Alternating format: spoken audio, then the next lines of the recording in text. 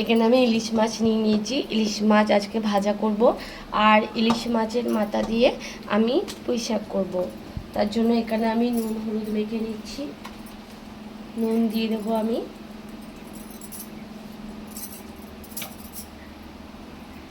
হলুদ দিয়ে দেবো, দিয়ে এটা আমি এবার ভালো করে মেখে নেব।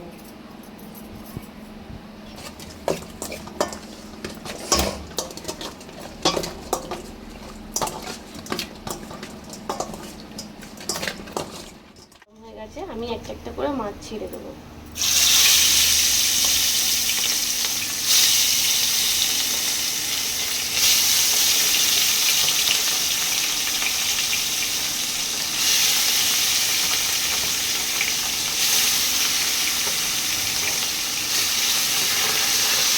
আমি এরকম করে সব মাছগুলো ভেজে নেবো।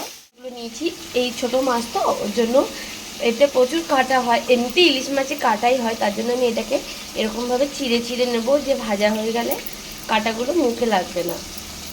হাতটা সাবধান করে এরকম করে আমি এটাকে কেচে নেব।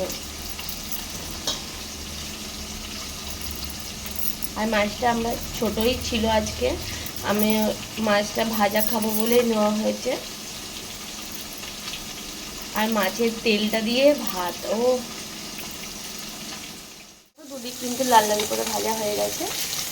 যেহেতু এটা আমরা ভাজা খাবো বলে আমরা কড়া করেই ভেজে নেবো, আর একটুখানি ভেজে নেবো, নিয়ে এটাকে আমি তুলে নেবো। আর ইলিশ মাছটা সত্যি খুব ভালো, ছোটো বলে আমি ভয় পাচ্ছিলাম যে জানি না কেমন হবে, কিন্তু খুব সুন্দর সেন্ট বেরোচ্ছে আর তেলও ছাড়ছে। এরকম করে বাদ বাকি মাছগুলো আমি ভেজে নেবো, মাথাগুলো একবারে দিয়ে দিচ্ছি।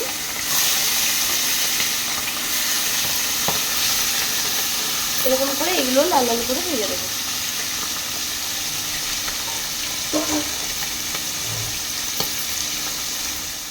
দিয়ে পুঁই শাক করবো বলে আমি এখানে কটা কাঁচা লঙ্কা নিয়ে নিয়েছি, মানে কালার হয়ে গেছে লঙ্কাটা। আর এখানে আমি 2 চামচের মতো সর্ষে ভিজিয়ে রেখেছিলাম, এই সর্ষেটা দিয়ে দেবো। আর এতে আমি দিয়ে দেবো হলুদ। সবসময় সর্ষে বাটার সময় হলুদটা দিয়ে দিলে কী হয়, হলুদটা তেতো হয়ে যায় না। এখানে আমি একটু হলুদ দিয়ে দিলাম। এবার এটাকে আমি সাইড ভাজা হয়ে গেছে, আর একটা সাইড ভেজে নিচ্ছি, এই ঠান্ডায়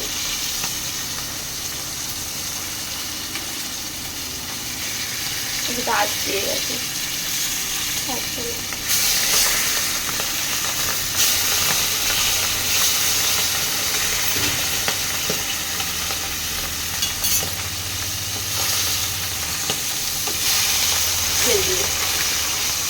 এগুলো আমি এরকম করে লাল লাল করে এই মাছগুলো ভেজে নেবো। ততক্ষণে আমি এগুলো লেজাগুলো ভাজা হয়ে গেছে, এবার আমি কড়া করে ভেজে নিলাম মাছের তেলটা তুলবো বলে, কারণ মাছের তেলটা দিয়ে গরম গরম ভাত খেতে খুব ভালো লাগে।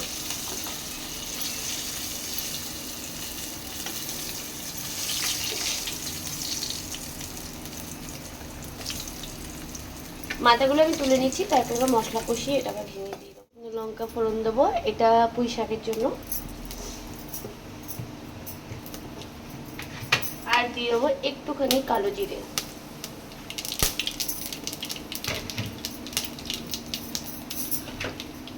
এখানে আমি নিয়েছি দেখো কুমড়ো, আলু, পটল আর ঝিঙে একটা নিয়েছি, অল্প অল্প করে কেটে নিয়েছি। এটাকে এবার লাল লাল করে ভেজে নেব।